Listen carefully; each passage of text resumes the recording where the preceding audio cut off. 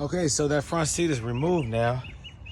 How did I do it? Well, you have to get access to these plugs, to these connections right here. And the easiest way to do that is to have the seat adjusted up, you know, raise the seat before you disconnect it, and that gives you clear access to be able to unplug these. This is a power connection, communication connection as well, and this is your airline. It's just a simple release some of the tension and pop it out. It's pretty easy. The seat that I bought, though, I did not have clear access to those wires. It was removed without raising the seat.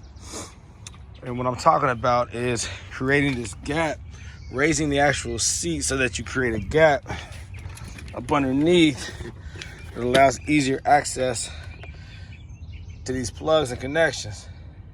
Here goes the airline. Here goes one of the power communication lines. And then the other plug for the same is right there.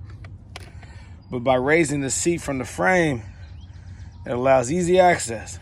And you can still remove this seat. It doesn't make the seat too high that you can't pull it out.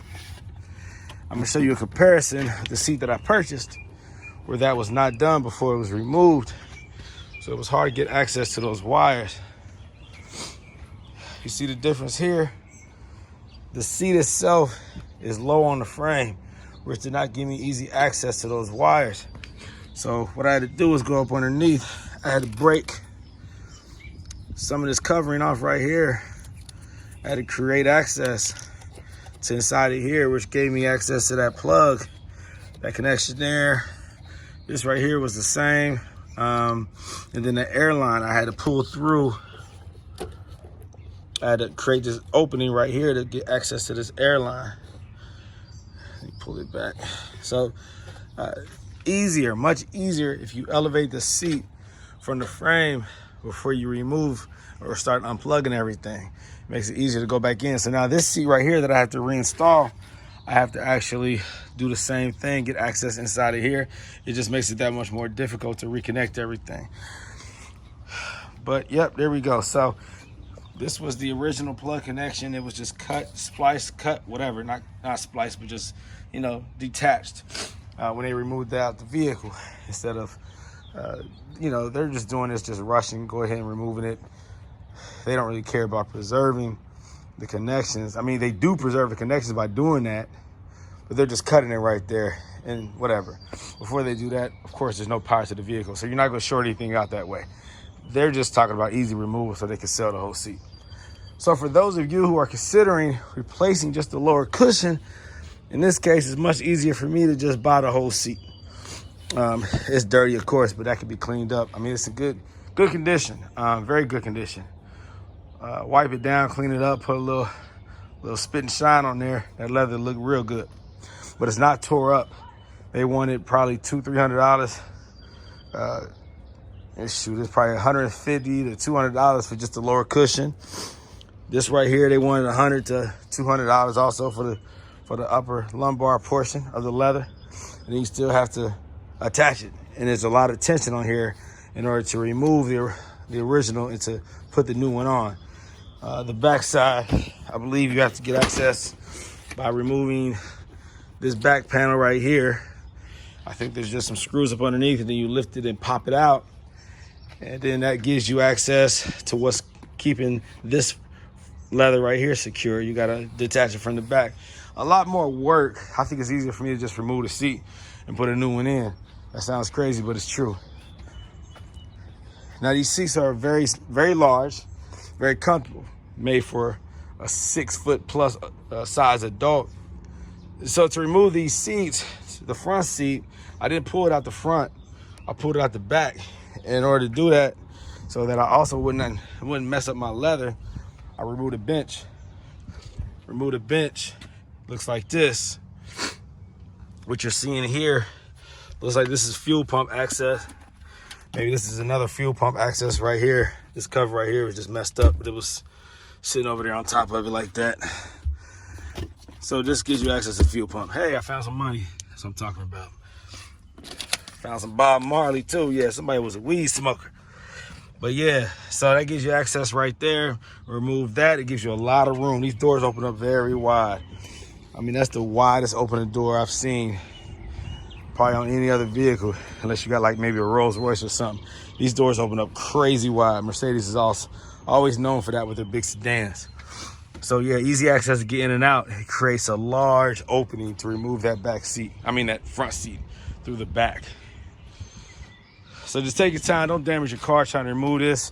You do have that frame, the rails right there that can scratch your interior up real bad, so just be careful, take your time. There's plenty of room, plenty of room. Pull it out from the back, all right?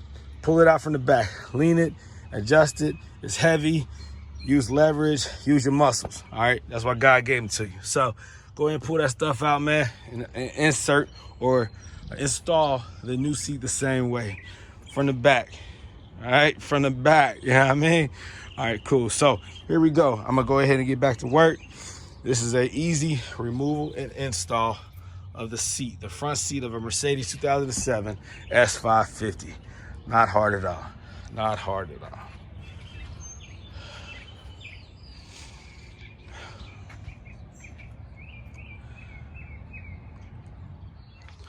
Oh yeah, so removal of it is very easy. I didn't show you which ones you have to remove, which bolts, but keep in mind that you slide the seat all the way back first. All the way back first. And these are the type of bolts that are in here. I can find them, where'd they go? Where they at? Did I put them in my pocket? Oh, let me see. Oh, here they go.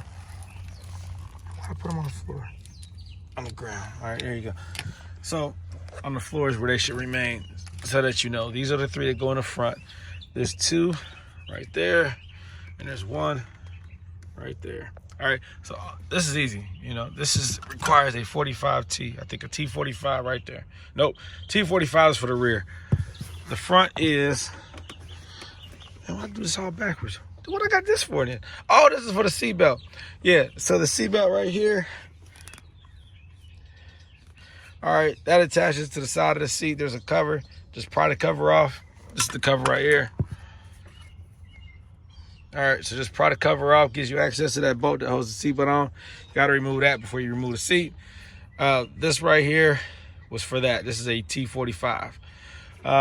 Let's see. For these right here, this requires a E12. Can you see it? Let me see. All right, so that's an E12. All right, E12 star bit socket. And this right here, T45 for the seatbelt holder. All right. So, all right, easy enough. So slide the seat all the way back before you can't disconnect anything anyways. So go ahead and slide the seat all the way back. That gives you access to the front. Slide the seat all the way forward. Gives you access to the rear. Easy enough. All right, you have 2 in the back, 3 total in the front. Easy, easy. Hey, more money. Look at that. Yeah, you'll find out how dirty your car is and what people have been eating. You might have White Castle slider onions in this joint. I think I call them Crystals down south. Crystal is the restaurant. But up here, up north, it's called White Castles. Hey, marijuana, paraphernalia, whatever people do, you know. You'll find some history about your car. Anyway, so that's how you slide it back all the way, get access to the front, slide it forward, get access to the back.